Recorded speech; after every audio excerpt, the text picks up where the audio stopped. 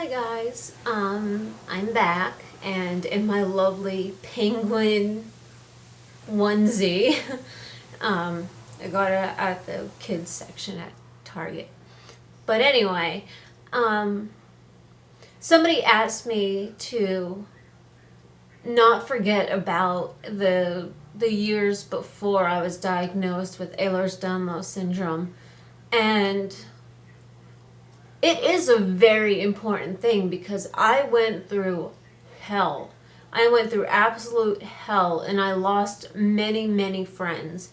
And it was like I fell into a deep depression, and that's when I started developing my eating disorder as well.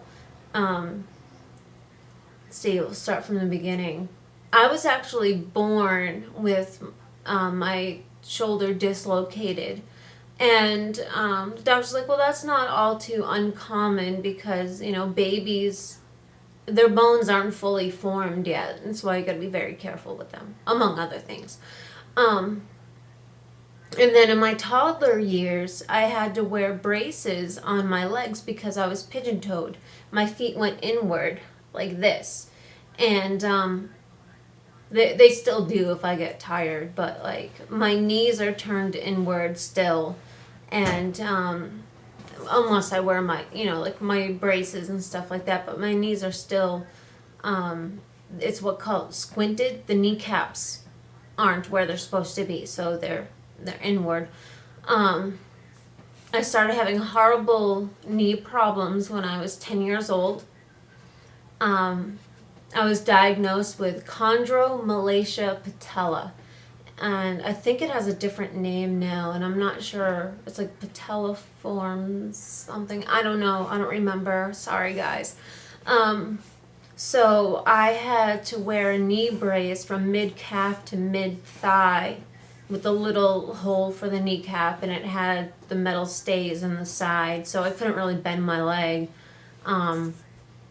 Even worse, I went to a Catholic school and had to wear a dress. So, yeah, I was the cool kid, let me tell you. And I also played soccer from the time I was 4.5 till the time I was 13. And they told me, you got to stop playing because you'll ruin your knees. But I was like, oh, I'm 10 years old. I don't care what the doctor was saying. I played anyway. And when I was 13, I had to stop. I continued to have joint pain everywhere, and people called me a hypochondriac because I was always hurting myself, or, like one day my knee would be wrapped up, and a few days later my wrist would be wrapped up, and it was, it sucks. Especially when you're like 13, 14 years old and you have people questioning, like telling you that you're a hypochondriac and you're faking it. Then when I was 16, I was on the flag squad, the color guard, and I threw up my shoulder from, twirling around flags. To think back to it, that's a really dumb thing to join in when you have joint issues. But I threw my shoulder out, and for most of the season, like I'm not talking marching band, like there's something called Winter Guard, and it's a lot of fun. Like I was the head dancer, so like I had dance solos, and I performed with my arm in a sling and used my right arm as if it were a flag, and did all the moves and stuff like that. And I think it won brownie points with the judges. It was a competition, and we did really well. We did really well. But I always had to ice my arms afterwards and stuff like that. And then my senior year was when the major hip problems started. I was on crutches for 3 months and then had to use a cane for a month and a half after that. And that was when I really started losing friends. Because I could walk short distances, and I didn't see the purpose of using crutches just to go from a couple feet. I just didn't see the purpose of it. and I was on narcotics as well, so my grades suffered.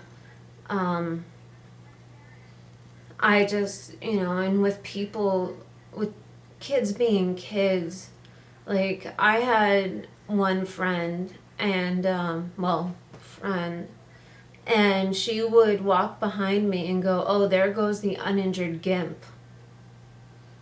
And like it was horrible. It was so horrible. I got so depressed. I started cutting.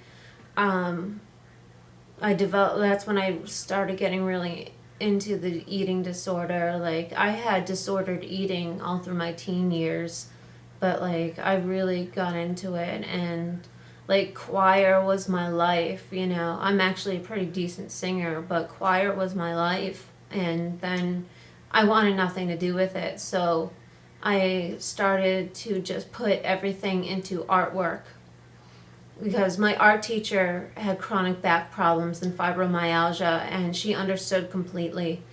And then one day I decided, fuck it, I'm not going to do the medications anymore. And I went through full drug withdrawal in her class. And thank God, like, she knew what was going on and she understood. And she kept me in her office and then called, made calls to the principal. And I was one of the best students, like I was a straight A student, National Honor Society, everything. So like I was considered one of the good kids. But what I went through, I was tested for so many things. I was tested for Lyme's disease. I was tested for lupus. I went through so many, like I had ultrasounds done on my hips. I had blood test after blood test after blood test. I was tested for bone cancer.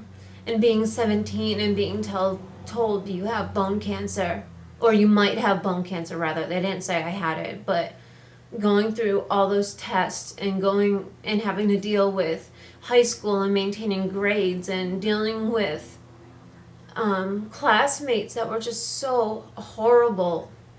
It's like my heart really does go out to you people that are young and are dealing with these things and dealing with people being so incredibly horrible to you. I understand. I really do. I went through it.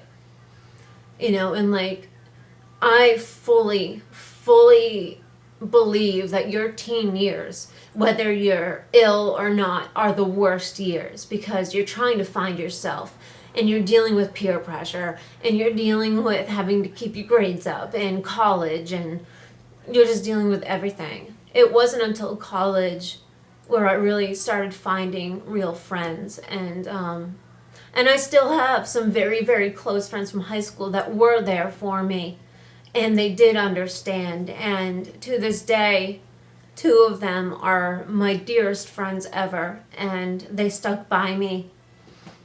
And I'm just ever so grateful for them.